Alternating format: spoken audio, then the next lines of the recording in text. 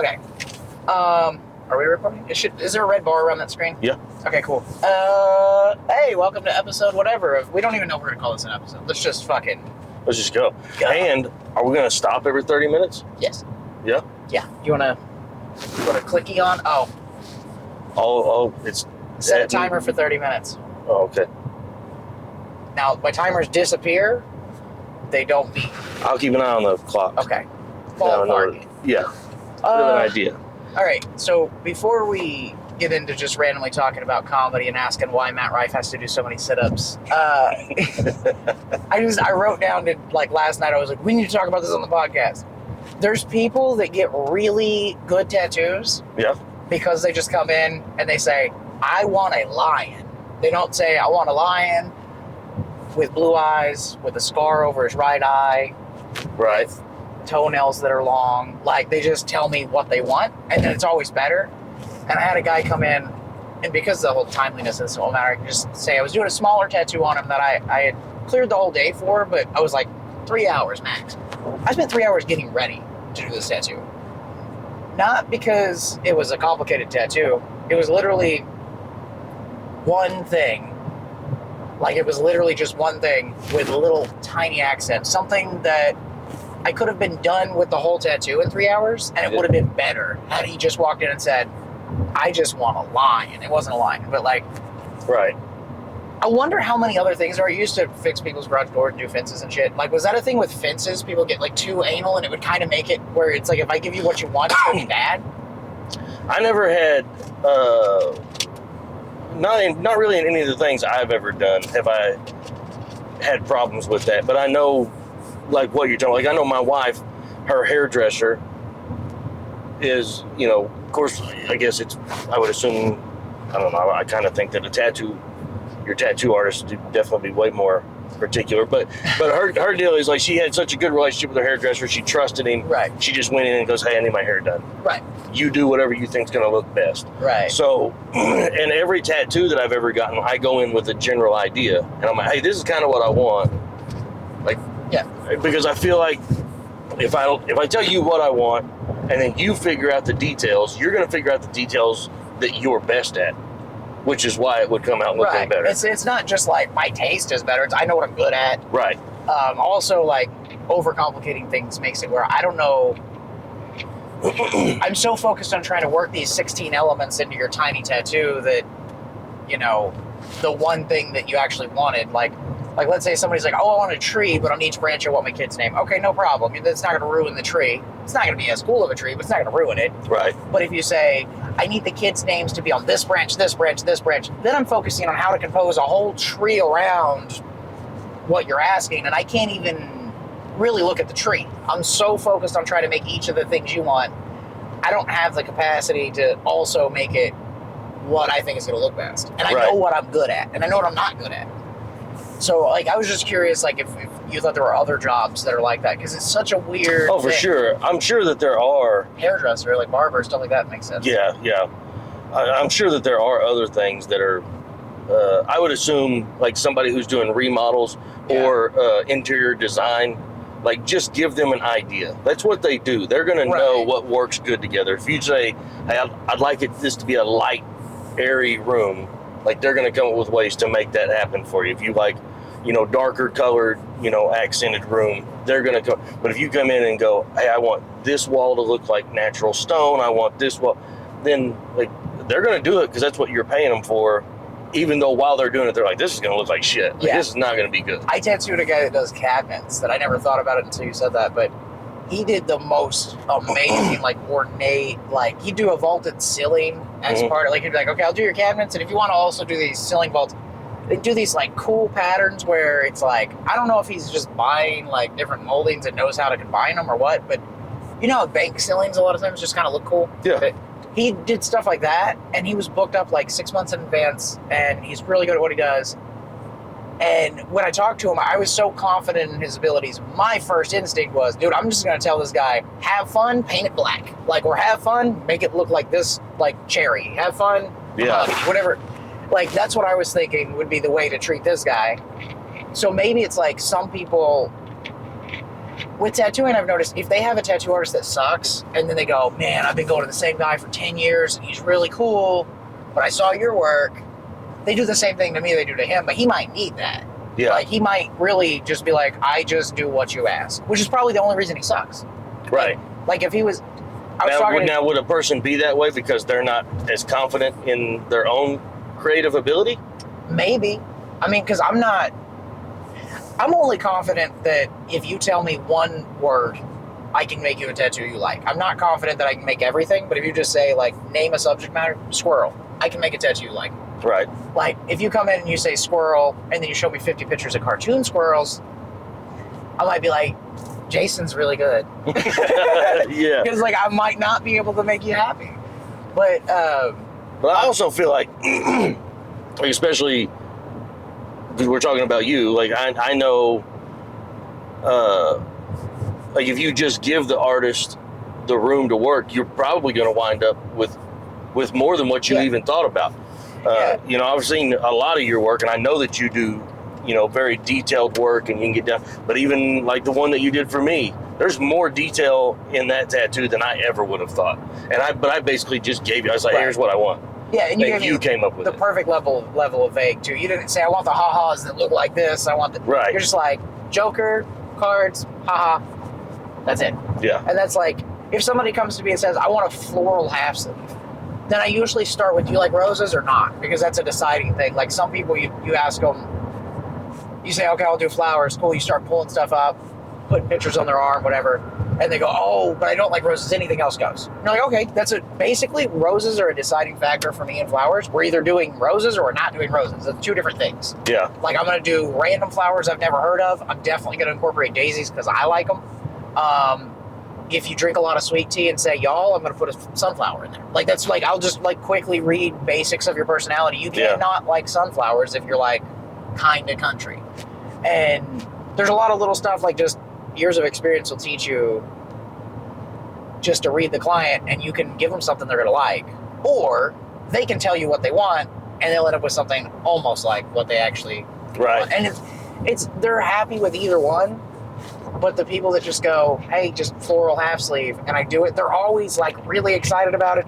Also, they tip me really good. So that's a sign for me. I'm like, hey, you gave me $200 on top of my, what I think is absurd rate. Thank you. Cool. I'm glad you have a good job. Now, if somebody gives you very specific details on what they want, do you just go with it, or do you try to offer them other, like, well, hey, what if we did it like this? Yeah. Like, what would you think? Usually the second one. Try to, like, give me an example so I can. So, like, somebody comes in and they're like, okay, yeah, I want the tree, and I want the kids' names. I want the branches to be in order of my kids' age. So I've got like 9 kids, and I need them this way, this way, this way. Okay. But then you look at it and you're like, well, but Yeah. this kid's name is longer, so if we did it this, Yeah, no, that's exactly. So the length of the name is going to matter a lot. yeah, So if somebody came in and said that, I would go, okay, what are the kids' names? We're to start there. Oh, you got an Ezekiel? That seems kind of, I don't even know how to spell that, but I imagine it's Ezekiel's long. actually a pretty short name. Oh, dang. you got a Vanderhoot? There you go. Yeah, You got a Atiana Tashatina? dude, if I haven't, We're not even going to get to the point because I'm dumb. I can't spell. we're both fixed. There's no chance of another child coming, but if one comes, Vanderhoot will be his name. What a dog named Vanderhoot. I didn't even think about getting a dog. I went Get straight an to owl. a child. Get Yeah. an owl named Vanderhoot. Yeah. Hoots. What's up, Terry? All right, anyway. Derek? Hi, Derek. Hi, Terry. In that situation, what I would do is I would go, all right, cool. That's a pretty long name. So what if we do like a fat tree trunk, and we look like we do the bark really realistic, and we make it look like somebody carved out the bark and then carved their names in, and like your oldest kid came in first and started the tradition, and then somebody just kept chipping off, and then your youngest, like it's oldest to youngest, top to bottom, like your oldest kid went in and carved it real big. And then it just kind of gets smaller and smaller as it goes, like we ran out of room. But it was like a family tree. You have this tattoo will be like a family tree that doesn't really exist. They'll always say yes. Like 97 out of 100 will say yes. The 3 that don't, they are happy with their tattoo, but they also usually smoke Pall Malls. So, like, I don't know. I don't know what that means, but it means something. That's fantastic. Jesus. I just shot him my hand. Where are you going without me? We're on our way to Oklahoma City, and you're still in Texas, so you couldn't go with us. Is that Terry? Terry been on vacation for like 3 weeks, it feels like. Yeah, I noticed he wasn't at Red Dirt. I didn't want to say anything because I thought if I mentioned he wasn't there, you'd be like, oh, do you miss him? And then you'd text him and be like, Andrew wants to suck your wiener, and I don't want him to know. But I called Terry one time. I was trying to leave him alone while he's on vacation. You know, I don't like to mess with people when I know they're traveling or whatever. Except, I think while you were traveling, I messaged you quite a bit. But I keep that under control. he was on a trip, family trip, like they're having a good time. So I only talked to him one time, but I knew like he was on Facebook. I knew he wasn't doing shit. It was kind of early, so I FaceTimed him, and he immediately got off the phone with me because there was an elk. I would too. He's like, hey, there's an elk, I gotta go. And he just hung up on me. Okay, on the subject of elk, Colorado, Estes Park. Have you ever heard of it? No. It's like Medicine Park, but if Medicine Park was a little less weird and a lot more Colorado. It's like they have like a little mini roller coaster that's like on the mountainside. And by mini, I mean like it takes a minute or less to go down. You got little brakes on the carts, and it's just this aluminum thing. It's really fun. But it's kind of a travel destination, but it's also like where, I don't know, people that sold their cannabis business for $2.5 million to go, you know what, I'll keep working, but I can pay for a house here. Like, it's rich people shit. Yeah. Let's say 10 million. They probably still aren't retired. They probably open a shop there of some sort. Like, it's crazy. But I'm curious if a town like that would be a bad idea to do comedy, because my take on it, it's so small and there's not a lot of people coming to town to do shit. Right. If we do the Wayne style, print off 4x6 pictures instead of flyers, so it's affordable. We go one day before. Like, we book the venue, we do everything we can online. We look at the venue once in person. We do it 6 months out or something. That way we have plenty of time to try to push it online. We get there, we literally go door to door like Jehovah's Witness and just be like, hey, we're in town. This is Matt. I'm Andrew. That's Wayne. We got to do it with no legs. We didn't think it was fair to bring him. Anyway, you know, whatever the lineup is, hand them a flyer and try to like really go, hey, we've never done anything near here. We don't have a fan base here, but like we're trying to develop one. So here's an actual physical thing you can touch. An invite to the show. And if somebody seems really interested, the free tickets thing, you know, just know we're not going to sell the place out. Like if we have a place that seats 200, we can pretty much know we're not selling 200. Right. But I think if we did that, it would go one of two ways. Either everybody would just not answer the door, and then we stick it on their door and we hope they're not mad. Or, because it's a small town, nothing really happens there, people will be like, wait, the fact that you're coming to my door means you can't be that good. Might be the thing they think. Or the fact that you're coming to my door makes me respect your hustle. Like, right. Like, I do think it's just a gesture, but I think when I give people flyers and I tell them about the show, they seem more interested than whenever I hear somebody talking about comedy and like somebody's like, oh yeah, I saw the show. Like when you go, hey, this is what's happening tonight, Lawton, Oklahoma, Marty Johnson, this dude's open for Howie Mandel. Like, it's kind of a big deal. You should come to the show. They're like, oh, he actually believes what he's saying. They can tell I'm not lying. They can tell like, maybe I'm wrong. Maybe Marty's not as good as I think. I think he's pretty funny. But like, when I hand them a flyer and I tell them, they can see I'm sincere. Right. So if we take that thing and we're not lying, we're not trying to sell anything that's not there. We just go, hey, you're on one side of the street, I'm on the other. If somebody gets stuck talking for a little bit, we go, I'll go over there, bring bicycles or those like Lime scooters. You know what a Lime scooter, like the downtown areas? Yeah, you swipe your card and get to ride it around. But you don't actually physically swipe the card, I don't think. I've never seen that. Use that app. Oh. You're old. Anyway. He's like, you put your cash in the scooter. You put a nickel in there, and then you call 1-800-SCOOT-ALONG. You got to scoot on it backwards for a while so that you build up the forward momentum. No, but yeah, I think if we did that, that might... Worst case, it's a waste of a day, and it's fun, and we can video it or something. And we go, oh, well, we got footage of us being stupid. Right. Like, I'm trying to think of cons. I mean, Estes Park, the reason Elk brought that up, there's elk in the park. There's a little BMX park at their just park, like by the slides and stuff. you can walk up to elk like maybe 10 feet away before they walk off. Like they're about as docile as our buffalo and the wildlife refuge, just like a little less. They're a little less aware that people could kill them. They're just kind of like, this is weird. I'm gonna get away from them. But you can get like 8 to 15 feet somewhere in that range from them. So it's just a cool town. I'm 100% down. Okay. Grandma Nasty sent me 3 places the other day in Colorado Is she from there? to reach out to. Yeah. Okay.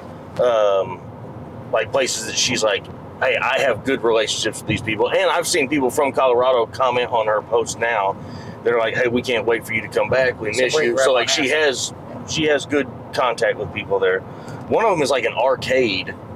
Okay. So I don't know like seating wise, but and like Wayne's deal was like, dude, I don't want to go all the way to Colorado just to do an arcade show. But if we can go all the way to Colorado and get 3 shows lined up, even if they're all small shows, that's fine.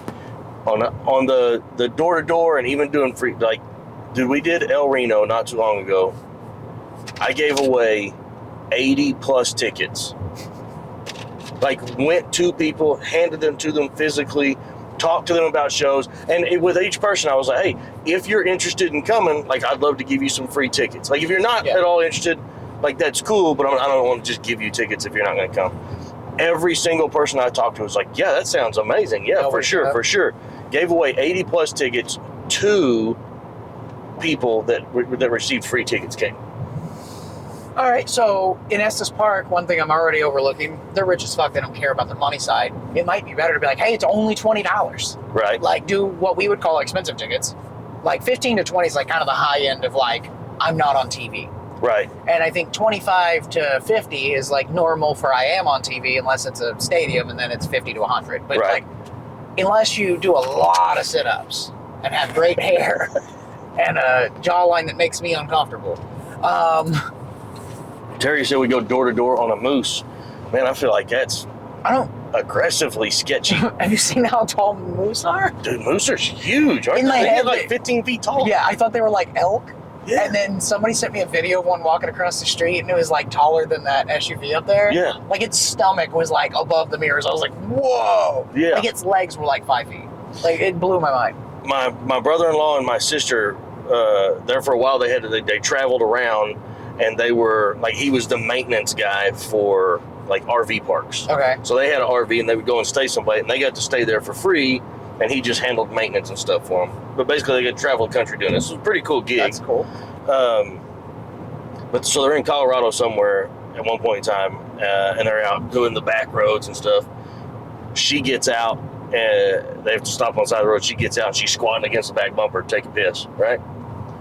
She's leaning on her knees, taking a piss. She hears something. She looks up. There's a moose standing in the road just looking at her. She said, I've never been more scared in my life. Dude, they were She goes, terrifying. the moose didn't act aggressive or anything. She goes, but it is such a massive animal. Like, I knew that if it wanted to, I was dead. Yeah. No, they're...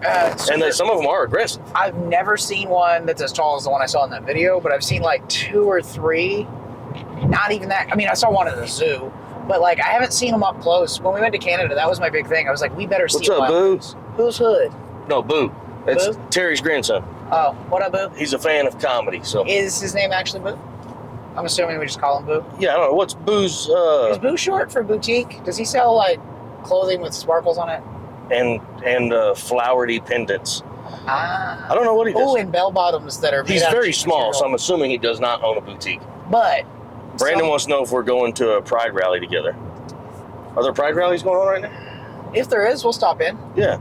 I ain't sucking no dick, but I mean, we'll stop in. Okay, really though. Sure, they got funnel cakes. What's more flattering than a gay dude hitting on you?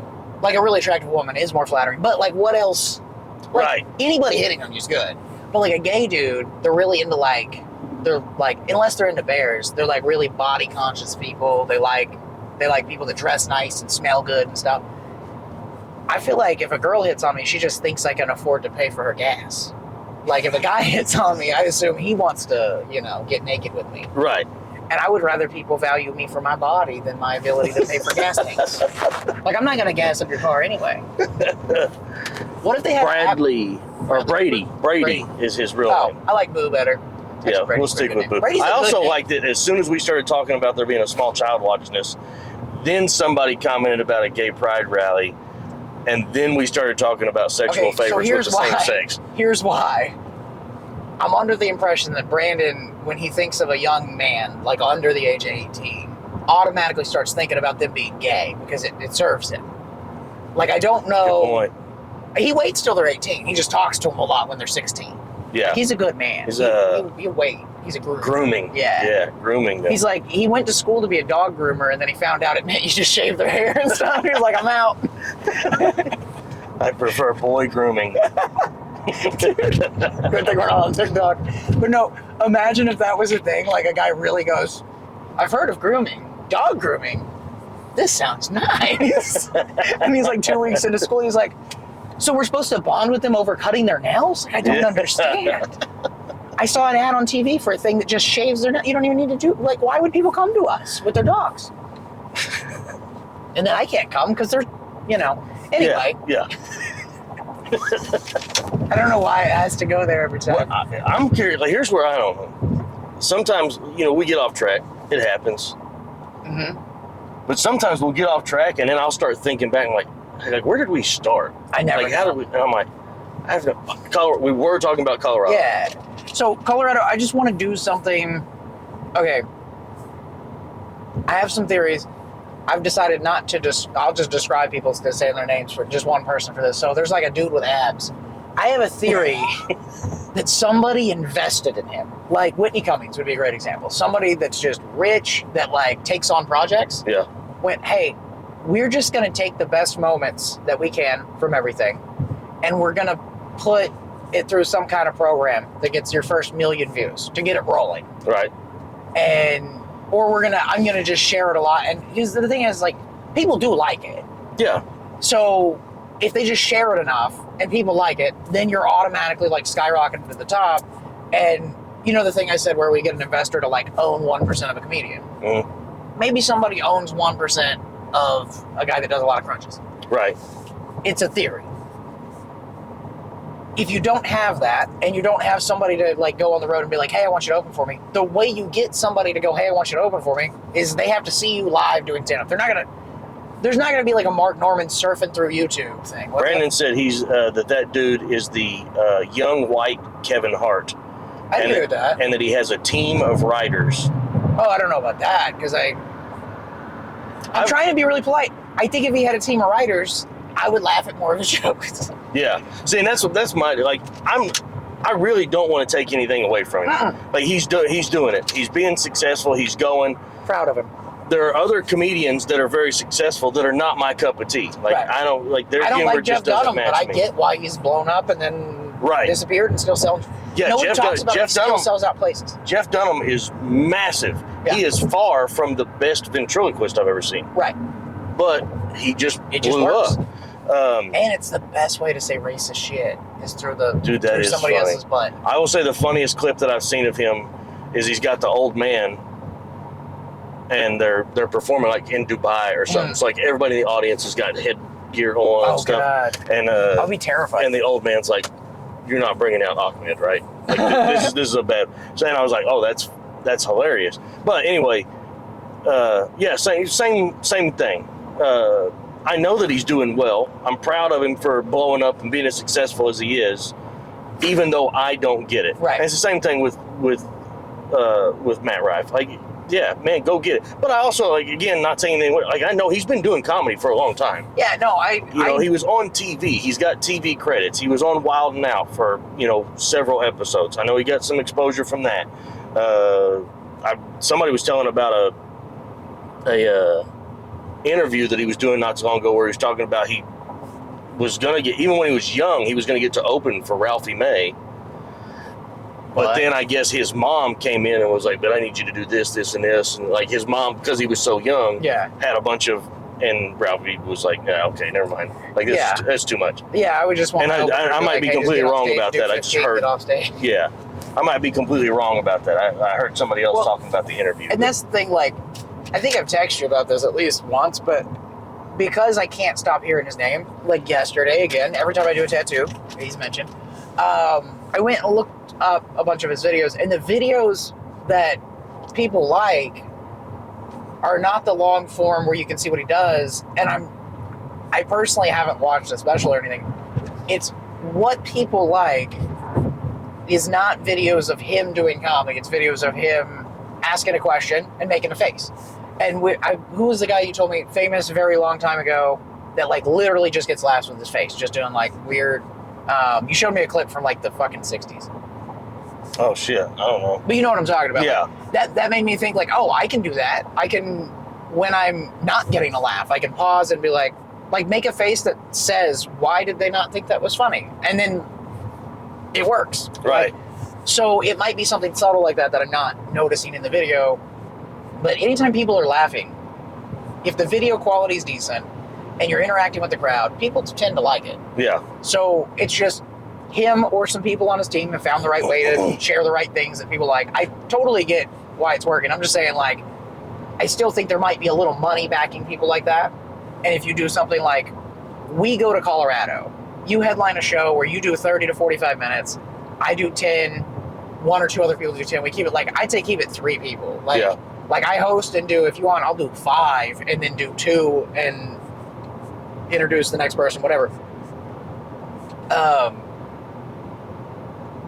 The right person seeing you won't happen from us doing an arcade. Like you're not gonna be in an arcade and then somebody's there and goes, oh dude, I want that guy to open for me. Right. But you do the arcade leads to a bigger venue like something like Legends in Chickasha. Legends in Chickasha leads to Denver Comedy Works. Even if it is just, hey, we heard about you, we just need somebody to come host for the weekend. Right. You host for somebody. That's the thing where a lot of comics, I think, miss something, especially around here where there's just not that many clubs. Like if you're in New York or LA, go to clubs. Right. You kind of need somebody to in person see what you do. Because if you try to capture, and I would say both of us would be a decent example, and for different reasons, you video my whole set. Mine, it's going to be real hard to understand why I'm like this. And then yours, it's just like something about being in the room is just better. And I don't think comics are going to see your YouTube video and go, I want you to open, until you get like huge, and then they go, I want you to open because of your name, not because of your skills. Right. People will want you to open, which is why people are blowing up now. Yeah, but all you need to just get the time in and get the 2 or 3 years blow up instead of the overnight blow up is, and I'm saying overnight blow up, like Matt Rife's a good example of somebody that did work hard for a long time, and then we see it as an overnight blow up. He was probably making a living doing comedy 6 years ago, and I just didn't know about it. Right. But he probably wasn't making millions. He was probably making 100,000, and he's comfortable, and he doesn't need a house, so it's fine. Yeah. And I'm just thinking, if you do stuff like Colorado, like we both need to get out of Oklahoma. Yeah. We both need to get out of Texas. We need to get into places. The reason I said Colorado is because I like Colorado and because there's a good comedy scene. But like the main reason is I was like, okay, if we're 45 minutes or an hour from Dallas or Denver, word can spread slowly. You go, oh, we did great. We sold 50 tickets. They had 55 seats. That's pretty solid. We come back again and they go, if we can make them money, they're going to have us back. If we go back once every 6 months to the same spot, and then you just start traveling a little further, you go, oh, well, maybe a few of those people from that show will come to this show because it's only 2 hours away. And we'll kill that show for, instead of 6 months apart, do 10 months apart and not announce it. And then do this one. You can kind of get your way across the country over the course of a couple years. Yeah. And I just think like different audiences, in-person exposure. I don't want to say ignore the internet, because obviously that's where you're going to sell tickets. But I think something like Colorado would be good. I think you could also just go to fucking Kansas. I mean, like whatever's close, I don't care. Right. Which is, and I'm working on that right now. Like I've got, like you said, where people see you and they like you enough to say, hey, come host. Yeah. So like I've got one coming up in Kansas that somebody from Kansas reached out and said, hey, we've got some New York City comics coming in. Will you come up and host for them? So I've got one of those coming up. But then I've also got a couple other shows that are already booked in Kansas, and then a couple over in Missouri, one in Arkansas right now. But the guy that owns Hyenas in Fort Worth and Dallas, he's opening another club in Albuquerque. New Mexico? Yeah. So like I've already talked to him There's nothing in Albuquerque. There's a comedy club called Dry Heat Comedy. Okay, never heard of They it. only do local comics. They won't pay anybody to come in from out of town. They won't do door deals with people because they need to make all the money that they make. They need to stay open. Right, they're a Comedy Avenue Right. without the tattoo shop. Right. Okay. So, because I've reached out to, but anyway, so Randy, the guy that owns Hyenas, he's opening the club in Albuquerque. So I'm pretty sure, in the not too distant future, I'll be able to make an appearance out in Albuquerque. And start. Yeah. Somebody explained it to me a long time ago. They said, "Hey, this is how you build a fan base. You throw a pebble in the water, and those rings move out. That's how you build a fan base. Right. Develop a fan base here, then move out one." Yeah. Then move out one. Same thing. So yeah, we've got Oklahoma. We've really been hitting Texas hard too. Now it's time to move out. So I've done Arkansas. Going to do some more Arkansas, but then Missouri, Kansas, New Mexico, Louisiana. Those are all next. and Colorado. For me, Colorado's just like, I'm just thinking, And you're right. I just like Colorado. yeah, I just like it. It's like, you could go, Kansas is smarter. We were at the 30-minute mark. Yeah, I was going to say, this just went off. Kansas is a smarter route because it's like, oh, if they want to book me on semi-short notice, I don't need to clear 2 days. I could literally do a 1 day drive up, drive home after the show to where's the Looney Bin in Kansas? Wichita. Wichita, Kansas. Like, what's the drive? Like 4 hours, 5 hours? I don't know. Is that maybe It's not 4? bad. Maybe 4. It's not bad. Where Denver's, I think, closer to 8. But if you do that and then you go, just, this is my take on it. I just want to pick places I like, because if I can somehow in a matter of a couple years develop a couple fans each place, when I go on vacation to North Carolina, if I've done 3 sets in North Carolina where people bought tickets to see, let's say I'm opening for you and we have a local host. Yeah. And they're like, oh, I remember that show. That show was good. Maybe they don't even remember me. They just remember having fun. But Yeah. they go, yeah, that's the guy from that show. So, I mean, and I hope this is okay and how it works, but then I'm basically piggybacking off of, they enjoyed you. I'm better than I was 2 years ago. I'm back. They know the name My Peacock, or they know your name, or they remember some association of me being there. Yeah.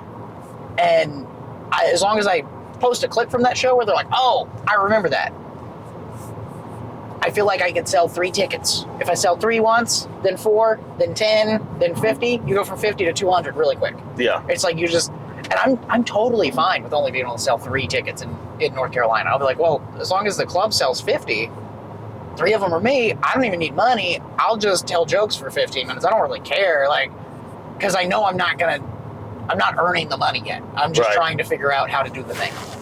But you want to talk about other things on the next episode and say bye? Yeah, that'll work. Bye. See you guys.